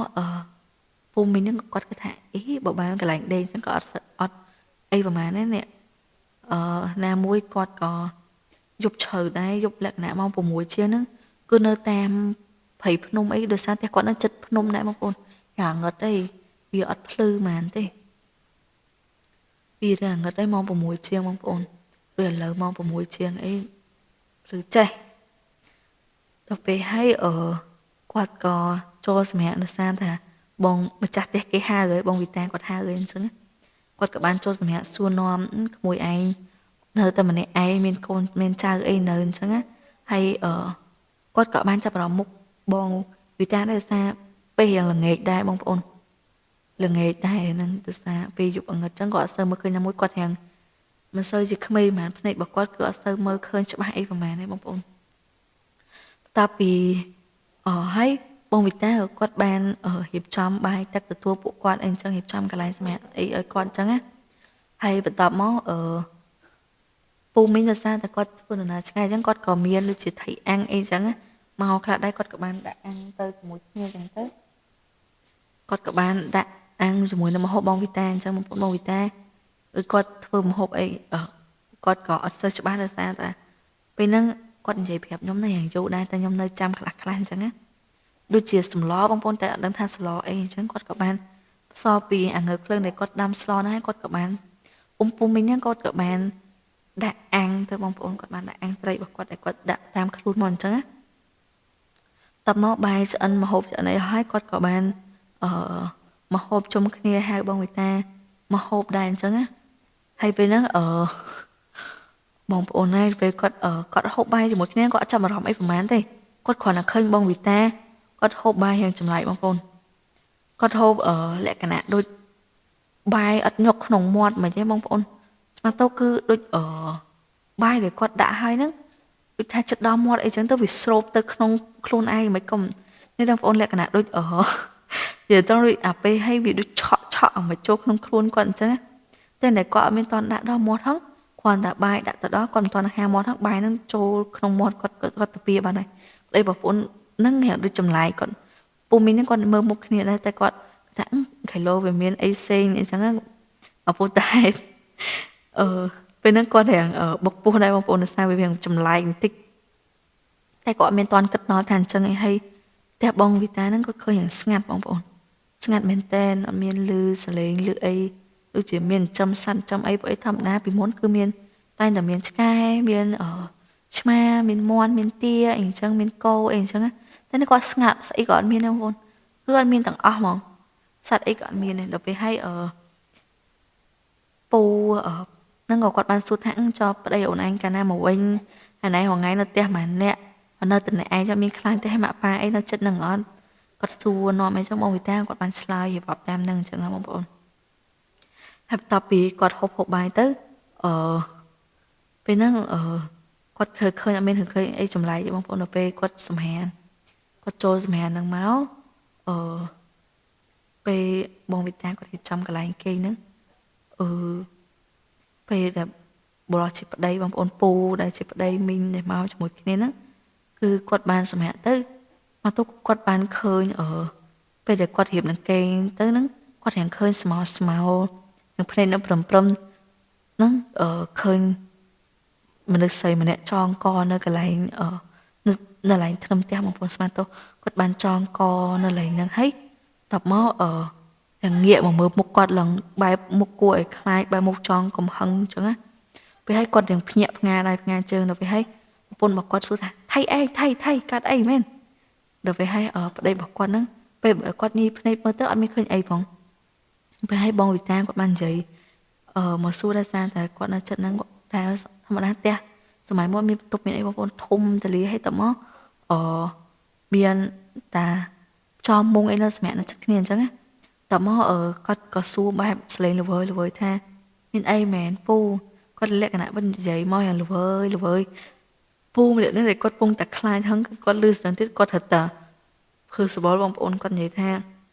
គាត់មាននិយាយហឹងគាត់ថាអត់មានអីទៅពេលហើយបងវិតាគាត់លក្ខណៈចេញធៀបពិតមកគាត់និយាយថាគាត់ថៃមែនពូគាត់នៅសួរអញ្ចឹងហើយហើយគាត់មើលមុខពូនៅលក្ខណៈបែបចងកំហឹងបងប្អូនលក្ខណៈបែបវាគួរឲ្យខ្លាចបងប្អូនគាត់រៀងបើកភ្នែកធំមើលមកកាន់ស្លក់គាត់ដល់ពេលពូនឹងលក្ខណៈគាត់នេះហ៎គាត់រៀងដូចតែសពអសនៅលេងសុកហើយបងប្អូនគាត់ក៏បានកេះមីងដែលជាប្រពន្ធរបស់គាត់ហ្នឹងគាត់ថាឯងគឺអត់ស្រួលទេមិនយើងទៅមុខទៀតហ្មងដល់ពេលហើយបងវិតាដោយសារគាត់រៀងមើលទៅគាត់រៀងដឹងហ៎គាត់បងវិតាហ្នឹងក៏បានដើរលក្ខណៈថាបានដើរតែគាត់លក្ខណៈឡើងមកចិត្តលក្ខណៈដូចឡើងមកចិត្តលេស្ដែងបងប្អូនលេគាត់ឡើងមកហើយមានបានដើរតែគាត់ខិតមកមុខទៅលក្ខណៈដល់ថ្នាក់ពូនឹងគាត់ធម្មតាបានឲ្យមីងដោយសារគាត់ឃើញនៅផ្ទះនេះថាឯងនៅលេងបានឯងតោះផ្ទះដល់គាត់នាំគ្នានិយាយទៅស្ទុះចុះមកលឿនហ្មងទៅពេលឲ្យខ្មោចបងវិតាក៏បាននិយាយថាពូប្រញាប់តាណាពូ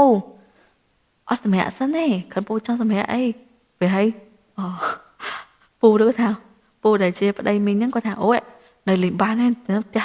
ដេកមកដេកហៅគេមកដេកឲ្យលក្ខណៈថាមកលងបន្លាយគេចឹងអាណាដេកសុកអញ្ចឹងណាពេលឲ្យគាត់ទៅពេលឲ្យមីងដែលជាប្រពន្ធគាត់បាននិយាយថាចេះគាត់ថាបើហៅមកអញ្ចឹងដែរហៅមករងងាប់ស្អីគាត់និយាយអញ្ចឹងមែនទែនបងប្អូនដោយសារតែគាត់បានពេលហ្នឹងគាត់រៀងខ្លាចប្តីទាំងប្រពន្ធហើយគាត់ក៏ចុះពីលើចដាលផ្ទះហ្នឹងសឹងតាកាប់មុខបងប្អូនតែគាត់បញ្ញាប់ដល់ធម្មតាមនុស្សខ្លាចខ្មោចបងប្អូនគ្មានស្អីបញ្ញាប់ពេលខ្លាចឯងនឹងបើសិនជាជាក់ស្ដែងបើសិនជាខ្ញុំវិញប្រហែលជាអត់ចុះតាមស្មួលចឹងប្រហែលជាហត់ទៅទៅវាឲ្យបន្ទាប់ពីគាត់បា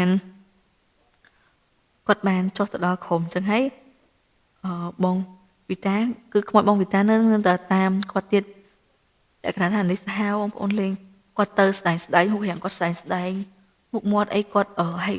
ដៃជើងអីគាត់លេះលួយដូចជាស្នាមតែប្តីរបស់គាត់វាធ្វើបែបហ្នឹងបងប្អូន មកទាំងអស់ហ្មង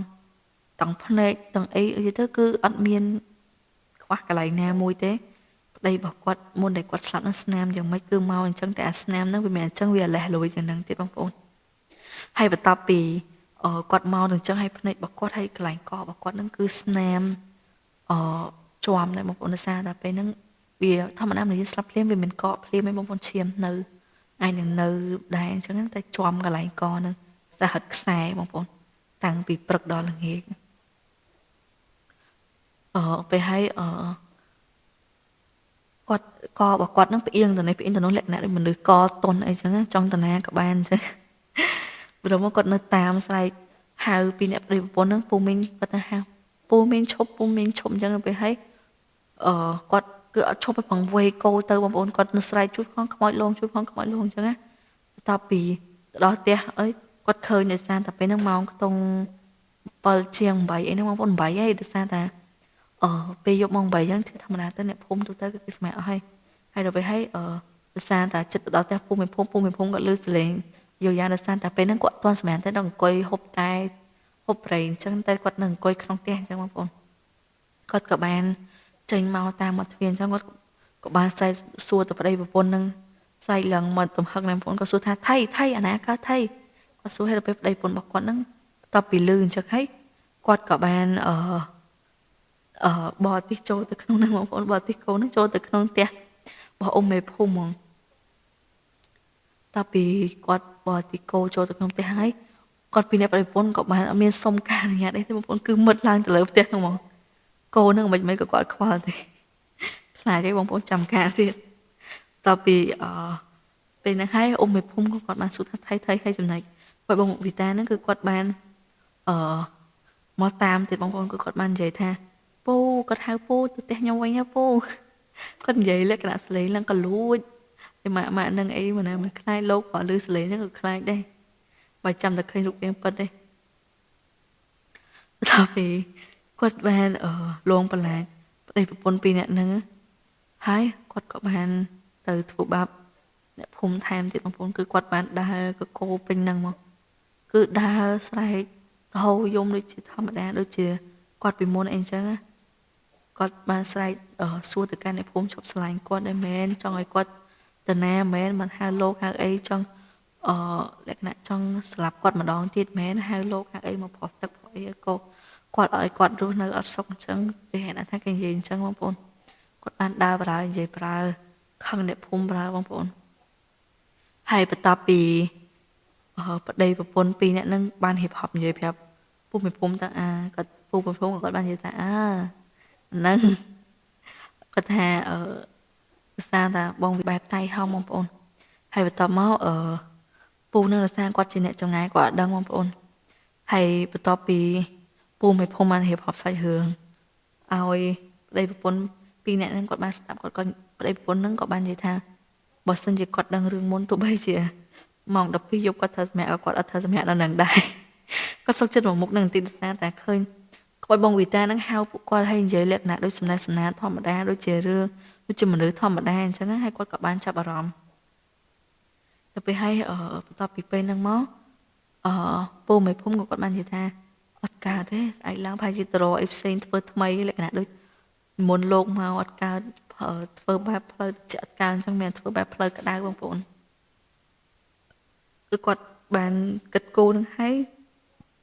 គាត់ក៏បានផឹកឡើងហ្នឹងគាត់បានទៅនិយាយប្រាប់ម៉ាក់បងវីតាតាមហេតុផលហ្នឹងទៅម៉ាក់បងវីតាគាត់បានគិតថាគាត់ហាសំណោះកូនណាបងប្អូនសាគាត់ស្លាប់សារតែគាត់មានខុសអីសោះហើយបន្ទាប់មកគាត់ក៏បានត្រូវស្លាប់ហើយគេត្រូវធ្វើបាបគាត់ទៀតតែម៉ាក់បងវីតាក៏អត់មានហេតុផលអីត្រូវតវ៉ាកិច្ចការទេបងប្អូនដោយសារថាបងវីតាគឺគាត់បានធ្វើបាបអ្នកភូមិអញ្ចឹងទៅគ្មានអ្នកគេបានសម្រាប់អញ្ចឹងទៅគេក៏ត្រូវការធ្វើការងាររបស់គេដែរអញ្ចឹងបងប្អូនបន្ទាប់មកម៉ាក់បងវីតាក៏គាត់មានគិតថាអីម៉ានេះគាត់បាននិយាយថាប្រក្រាបកូនគាត់ក៏បានដែរប៉ុន្តែសុំគុំកំចាយព្រលឹងកូនគាត់ចោលអញ្ចឹងបងប្អូនសុំឲ្យកូនស្រីរបស់គាត់នឹងបានទៅចាប់ជាតិផងគាត់ណាធ្វើឲ្យគ្នាស្លូតជាងមុនហើយឲ្យគ្នាយល់ល្អយល់អាក្រក់ជាងមុនអញ្ចឹងទៅដោយសារគ្នាស្លាប់នឹងទាំងកំហឹងទាំងក្តីវេទនាឈឺចាប់អញ្ចឹងបងប្អូន ទាំងដែលគាត់ជាមនុស្សដែលយុត្តិធម៌បងប្អូនស្លាប់ទៅហើយក៏យុត្តិធម៌ទៀតបន្ទាប់ពីពេលហ្នឹងហើយភាសាតាអ៊ំមេភូមិគាត់ក៏យល់ពីអីដែលម៉ាក់បងវិតានិយាយដែរតមកគាត់ក៏បានទៅគ្រូដែលនៅម្លងភូមិហ្នឹងប្រហែលជា2ទៀតបងប្អូនភូមិហ្នឹង2ទៅដល់ផ្ទះគាត់ហើយភាសាតាអ៊ំមេភូមិគាត់រៀងស្គាល់ដែរតែមិនមែនគឺស្និទ្ធស្នាលអីបានបងប្អូនគាត់ធ្លាប់អញ្ជើញគ្រូគ្រូម្នាក់ហ្នឹងដែលគាត់មកអញ្ចឹងហើយគាត់ក៏បាននិយាយតាមហ្នឹងអញ្ចឹងទៅគាត់បានណែនាំក្មួយរបស់គាត់ឲ្យគាត់ចេះដែរអញ្ចឹងដោយសារតាគ្រូហ្នឹងគឺគាត់នៅឆ្ងាយបងប្អូនខ្ញុំហៅតាមមេភូមិអញ្ចឹងដោយសារគាត់ហៅអញ្ចឹងហើយដល់ពេលហើយមានសិដ្ឋាគាត់ក៏បាននិយាយប្រាប់ខ្ញុំអញ្ចឹងដែរគេហៅតែគ្រូអ៊ំអញ្ចឹងទៅបងប្អូនហើយក្មួយរបស់គ្រូហ្នឹងគាត់មានឈ្មោះថាណយបងប្អូនខ្ញុំហៅគាត់ថាហ្នឹងដោយសារតែសម័យហ្នឹងគឺមុំតាហៅដោយសារពេលហ្នឹងគាត់អាយុច្រើនដែរបងប្អូនគាត់មកដល់សម័យយើងនេះគួរតែហៅគាត់តាទួតដែរប្រហែលបងប្អូនឥឡូវយើងកាត់មកសាច់រឿងវិញមេភូមិគាត់ក៏បានរៀបហប់ប្រាប់គ្រូណយខ្ញុំស្មានថាគ្រូណយចាស់ហាក់រៀបហប់ប្រាប់គាត់តាមនឹងអញ្ចឹងទៅពេលហើយណយហ្នឹងគាត់ក៏បាននិយាយថាអីទេគាត់អាចទៅធំរងាប់អីអញ្ចឹងនិយាយដាស់តឿនវិញ្ញាណរបស់បងវីតាហ្នឹងឲ្យមកល្អវិញចេះគិតឲ្យទៅតាំងសិលមុំដល់ពេលដែលគាត់ត្រូវទៅចាប់ជាតិអញ្ចឹងធ្វើជាវិញ្ញាណល្អបងប្អូននិយាយទៅគឺវិញ្ញាណដូចវិញ្ញាណល្អវិញ្ញាណកាន់សិលអញ្ចឹងបងប្អូនបន្ទាប់ពីណយគាត់បាននិយាយអញ្ចឹងហើយគាត់ក៏និយាយទៅគឺមេភូមិគាត់អញ្ជើញណយទៅពេលឥឡូវហ្នឹងហ្មងដោយសារពេលល្ងាចឡើងគឺគាត់ចង់ដូចថាទៅផ្ទះគាត់រងាប់គាត់ពេលល្ងាចហ្នឹងហ្មងបងប្អូនឥឡូវយើងកាត់មកដល់ពេលល្ងាចទៅ6នាទីយើងច្រើនពេកបងប្អូនរៀងយូរទៀតបងប្អូនដោយសាររឿងនេះខ្ញុំសូមរៀបរាប់ពីដើមមកហ្មងដោយសារតែឲ្យយើងចូលសាច់រឿងបងប្អូនជាក់ស្ដែងគឺយើងរៀបរាប់តាំងពីដើមអញ្ចឹងគឺវាល្អជាងតែពាក់កណ្ដាលរឿងអញ្ចឹងណាហើយណាមួយរឿងនេះវារៀងយូរដែរបងប្អូនដោយសារតែរឿងបងវីតារៀងកំសត់អញ្ចឹងខ្ញុំចង់រៀបរាប់ឲ្យបងប្អូនស្ដាប់ខ្លះអាចជាមេរៀនខ្លះដែរសម្រាប់បងប្អូនស្រីហើយនឹងបងប្អូនប្រុសដែលជាប្តីគេហើយគាត់ដែលកំពុងតែប្រព្រឹត្តនៅទង្វើហ្នឹងសូមឲ្យគាត់បញ្ឈប់ទៅកុំឲ្យជៀសវាងការស្ដាយក្រោយនៅពេលថ្ងៃណាមួយដូចជាសាច់រឿងរបស់បងវីតាអញ្ចឹងណាបងប្អូនហើយបន្ទាប់ពីនឹងហើយពេលល្ងាចឡើងហ្នឹងណយក៏គាត់បានធ្វើដំណើរទៅដល់ហ្នឹងហើយគាត់បានសម្រាប់ហូបបាយហូបអីហើយគាត់ក៏បានសម្រាប់ឲ្យរាំងស្រាប់ពោះហើយគាត់ក៏ហូបប្រៃបងប្អូនគាត់អង្គុយហូបប្រៃហើយតមកហូបតែហូបអីអញ្ចឹងនិយាយគ្នាលេងមួយមេភូមិក៏បានសួរសាក់សួរពីរឿងបងវីតាសួរនាំពីជីវិតរបស់គាត់ហើយក៏សួរនាំពីមេភូមិគាត់មិនដែររាល់ថ្ងៃក្នុងភូមិមិនដែរអញ្ចឹងតាំងពីបងវីតាគាត់ស្លាប់ទៅហើយពេលដែលបងវីតាគាត់នៅរស់មេភូមិគាត់បាននិយាយថាបងវីតាហ្នឹងគឺនឹងក៏មកពីអ្នកភូមិនឹងដែរដោយសារគាត់មាត់កពើកភ្លងបងប្អូនដោយសារតែអ្នកភូមិនឹងគឺគាត់នៅអត់ចេះស្ងៀមចាក់ចុចគ្រួសារគេរហូតដល់មានរឿងធំនឹងកើតឡើងហើយអ្នកដែលចាក់ចុចនឹងសួរគាត់ថាស្ដាយក្រោយអត់គាត់គិតថាមាត់របស់គាត់នឹងអាចស្លាប់មនុស្សបានចឹងគឺគាត់អត់ដឹងទេបងប្អូនបើសិនជាគាត់ដឹងក៏គាត់អត់ប្រព្រឹត្តដែរអញ្ចឹងមិនគេនិយាយថាយើងត្រូវធ្វើអីត្រូវគិតជាមុនសិនគិតមុនធ្វើនឹងបានវាល្អកុំធ្វើឲ្យបានទៅគិតឲ្យអង្គុយស្ដាយក្រោយតបមកមេភូមិគាត់បានរៀបរាប់អញ្ចឹងហើយពូណយណយក៏គាត់បាននិយាយថាអត់អីទេអញ្ចឹងអានឹងមកពីអ្នកភូមិខ្លួនឯងប៉ុន្តែគាត់ធ្វើនេះដោយសារគាត់អាណិតបងវីតាគាត់ចង់ឲ្យព្រលឹងរបស់គាត់នៅតែតោលហើយអ្នកភូមិនៅគ្នាដឹងអីស្លូតត្រង់អីហ្នឹងគឺអត់ចង់ឲ្យពួកគាត់វេទនានៅឈឺជ្រោះសក់អញ្ចឹងហើយគាត់អាណិតដល់ប៉ាម៉ាក់របស់គាត់ដែរនៅខ្លោចចិត្តឃើញកូនស្រីរបស់គាត់រស់នៅទាំងវេទនាហើយទៅពេលស្លាប់ហើយត្រូវវេទនាទៀតអញ្ចឹងបងប្អូនប៉ុន្តែចេះស្ដាយពេលដែលគាត់ទៅផ្ទះបងវីតាហ្នឹងគឺទៅផ្ទះក្មួយបងវីតាដែលគាត់ស្លាប់នៅក្នុងផ្ទះហ្នឹងគឺគាត់អត់ឲ្យម៉ាក់ប៉ាបងវីតាហ្នឹងទៅទេដោយសារគាត់អត់ចង់ឲ្យម៉ាក់ប៉ាបងវីតាហ្នឹងឃើញដូចថាកូនរបស់គាត់សភាពបែបម៉េចវេទនាបែបម៉េចចឹងគាត់ខ្លាចគាត់នៅតែនឹកកលកូនរបស់គាត់អញ្ចឹងណាហើយគាត់ក៏បានសន្យាមួយម៉ាក់បងវីតាដែរថាគាត់អត់មានធ្វើបាប អីទៅគឺកាន់វិញ្ញាណបងវីតាទេគាត់គ្រាន់តែចង់រងាប់បងវីតាអញ្ចឹងណាបន្ទាប់ពីអ៊ុំមេភូមិគាត់បានសន្យាឲ្យដោយសារម៉ាក់បងវីតាគាត់ស្គាល់ពីច្រកអ៊ុំមេភូមិផងគាត់ក៏ទុកចិត្តទៅកាន់អ៊ុំមេភូមិដែរថាគាត់មិនធ្វើបាបកូនស្រីរបស់គាត់តពីល្ងាចឡើងគឺគាត់អ៊ុំមេភូមិគាត់បានជូនអំណោយទៅផ្ទះបងវីតាហ្នឹងតបមកពេលយប់ឡើងគាត់ក៏បានរៀបចំធ្វើពិធីពុតខ្សែសីមានៅមុខផ្ទះបងវីតាបងប្អូនគាត់បានឡើងទៅលើផ្ទះទេតែមុននឹងគាត់នេះគាត់ក៏បានឡើងទៅលើផ្ទះប្រោះព្រំផ្ទះនឹងទិញទូចដែរបងប្អូនហើយ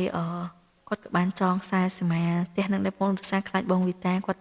ទៅណាអញ្ចឹងណាគាត់អាចនឹងចេញពីផ្ទះនឹងហើយខ្សែសីមាហ្នឹងគាត់បានពាត់ឲ្យអស់ហើយកន្លែងគាត់ធ្វើពិធីគាត់បានរៀបចំឲ្យអស់ហើយគាត់ក៏បានសូត្រព្រំដូចថាហៅបងវីតាឲ្យចេញមកអញ្ចឹងណាហើយបងវីតាគាត់បានចេញមកហើយគាត់បានយំគាត់បានសួរទៅកាន់អ៊ុំមេភូមិចង់ស្លាប់គាត់ទៀតមែនចង់ធ្វើបាបគាត់ទៀតមែនពេលគាត់នៅរស់គេធ្វើបាបគាត់ឆ្អែតដែរលើអ៊ុំមេភូមិចង់មកស្លាប់គាត់ទៀតមែនហើយអ៊ុំមេភូមិគាត់បាននិយាយថាអត់ទេគាត់មានបានមកធ្វើបាបអីក្មួយឯងទេសារតែក្មួយនៅដូចអ៊ំអត់ចង់ឲ្យឃើញអត់ចង់ឃើញក្មួយនៅតែតោអញ្ចឹងទៀតចង់ឲ្យក្មួយទៅរកកន្លែងដែលល្អជាងហ្នឹងទៅចាប់ជាតិអីអញ្ចឹងណាទៅពេលឲ្យបងវីតាគាត់បាននិយាយថាគាត់អត់ចង់តាណាទេគាត់ចង់នៅហ្នឹងគាត់ចង់នៅរងចាំប្តីរបស់គាត់មកវិញទាំងតែប្តីរបស់គាត់នឹងបានស្លាប់គាត់នៅតែមានចិត្តលក្ខណៈថាមានចិត្តគុំគួនណាបងប្អូនសូមសរសើរគាត់មែនតែនទឹកចិត្តរបស់គាត់ល្អមែនតែនបើសិនខ្ញុំមិនល្អដល់ថ្នាក់ហ្នឹងឯងបងប្អូនខ្ញុំអត់ចង់ធំបងប្អូនកន្លែងណាដែលគេមិនអោយតម្លៃកន្លែងណាដែលគេវាធ្វើបាបយើងនៅទៅអីនៅនាំតែគេធន់ទ្រាន់ឲ្យមនុស្សដែលធ្វើបាបយើងហ្នឹងពេលដែលគេឃើញយើងកាន់តែស៊ូទ្រាំមួយគេកាន់តែលេខឲ្យតម្លៃយើងកាន់តែធ្វើបាបយើងខ្លាំងជាងមុនទៀតអញ្ចឹងកន្លែងណាដែលគេមិនអោយតម្លៃកន្លែងណាដែលយើងទ្រាំបានយើងទ្រាំកន្លែងណាយើងទ្រាំបានយើងកុំព្យាយាមទ្រាំរហូតដល់ធ្វើបាបខ្លួនឯងដូចបងវីតាឥឡូវយើងកាត់មកចុះសាច់រឿងយើងវិញពេលបន្ទាប់ពីបងវីតាគាត់បានហេបរាប់និយាយទុកសោករបស់គាត់នឹងហើយអំណោយដែលជាចង់នេះវិញដំបូងគាត់គិតថាបើសិនជាបងវីតាគាត់អត់ស្ដាប់ទៅគាត់ចង់ចាប់គាត់ទុកនៅក្នុងនេះសិនឲ្យគាត់តាំងសិលសូត្រធម៌នៅក្នុងនឹងសិនឲ្យគាត់រងាប់ចិត្តរងាប់អីហ្នឹងគាត់ទៅពេលដែលគាត់ឃើញអត់បានឃើញបងវីតាខឹងស្អប់អីអញ្ចឹងគាត់ក៏ដូរចិត្តវិញបងប្អូនគាត់និយាយថាក្មួយឯងនៅធ្វើអីនៅនឹងទៀតក្តីក្មួយឯងហ្នឹងគាត់បានទៅកន្លែងដែលគាត់គួរទៅហើយដោយសារគាត់ប្រព្រឹត្តខុសទៅលើបងវីតាហ្នឹងហើយក្មួយឯងនៅចាំគាត់អីទៀតក្មួយឯងគួរតែទៅរកកន្លែងថ្មីបើសិនជាចាំគាត់ណាក្មួយឯងឥឡូវហ្នឹងខ្លាចជាខ្មោចហើយគេនៅមនុស្សហ្នឹងក្មួយឯងទៅចាំគេចង់រស់នៅមួយគេមិនកើតទៀតបើសិនជាក្មួយឯងនៅតែចង់រស់នៅមួយគេទៀតក្មួយឯងហត់តែមានកម្មហត់តែខ្លាំងហើយបើក្មួយឯងទៅចាក់ចិត្តកន្លែងថ្មីទៅថាមិនត្រូវក្មួយឯងខ្លាចជាកូនរបស់អ្នកភូមិណាឬកូនរបស់ម៉ាក់ប៉ាក្មួយឯងវិញក៏ថាបានដែរទៅពេលឲ្យបងវីតាគាត់លឺអញ្ចឹងគាត់រៀនចិត្តទុនប៉ុន្តែគាត់គិតថាមិនដែរទេមិនដែរវាមានរឿងអញ្ចឹងណាគាត់អត់សូវជឿលើរឿងហ្នឹងមែនទេបងប្អូនសារតែពេលគាត់នៅរស់ហ្នឹងគាត់ធ្វើបុណ្យតែគាត់អត់សូវបានធ្វើបុណ្យច្រើនអញ្ចឹងណាបន្ទាប់ពីអំណោយគាត់បានរៀបរាប់ប្រាប់ឲ្យបងវីតាគាត់ក៏រៀងចិត្តទុនប៉ុន្តែគាត់នៅតែអត់ប្រកបចិត្តអត់ប្រកបលើខ្លួនឯងថានឹងអញ្ចឹងឬក៏មិនអញ្ចឹងណាដល់ហើយមេភូមិគាត់បាននិយាយថែមទៀតដែរគាត់ថាត្រូវហើយអំណោយគាត់បាននិយាយត្រូវហើយបើក្មួយឯងនៅនឹងទៀតនៅទៅអីនៅចងកម្មនៅយកកម្មយកពៀទៅមួយអ្នកភូមិធ្វើអីទៀតបើក្មួយឯងស្លាប់ទៅហើយនឹងហើយទៅទួយសោកដាក់គេណាគេជួយក្មួយឯងបានគេបានធំតែខ្លាចអញើតក្មួយឯងខ្លះក៏ឈឺបេះស្លាប់បេះរស់ទៅហើយបងវីតាសារតាគាត់រៀងទុនចិត្តដែរបងប្អូនដោយសារគាត់ជាមនុស្សល្អគាត់មានមនុស្សជាមនុស្សអាក្រក់អីទេពេលដែលគាត់ទៅលងអ្នកភូមិហ្នឹងគាត់អត់មានចេតនាថាទៅលងទេគាត់គ្រាន់តែទៅរៀបរាប់ពីទុក្ខលំបាករបស់គាត់ពេលដែលគាត់នៅរស់គាត់អាចនិយាយចេញបានគាត់មានសម្ពាធទៅពេលដែលគាត់ស្លាប់ទៅគឺគាត់លែងមានសម្ពាធអីទាំងអស់គាត់និយាយប្រាប់អ្នកភូមិអីចឹងណាបងប្អូននិយាយឲ្យធូរចិត្តទៅបីជាមិនបាននិយាយនៅរស់ក៏បាននិយាយពេលខ្លួនឯងស្លាប់ទៅពេលហើយពេលហ្នឹងបងវីតាក៏គិតថាអ្នកដែលបានស្លាប់គាត់នឹងក៏បានទទួលទោសឲ្យម៉ាក់ប៉ារបស់គាត់ ក៏អត់ចង់ឃើញគាត់នៅអញ្ចឹងតទៅទៀតគាត់ក៏ដំបូងគាត់ក៏អត់ចង់ធ្វើព្រមដែរបងប្អូនប៉ុន្តែដោយសារតាធម្មតាបងប្អូនគាត់ដឹងថាគាត់អាចតតាំងមួយអំណោយបានដោយសារតាទោះបីជាគាត់ជាខ្មោចតែហោងតែគាត់ត្រឹមតែស្លាប់ទេ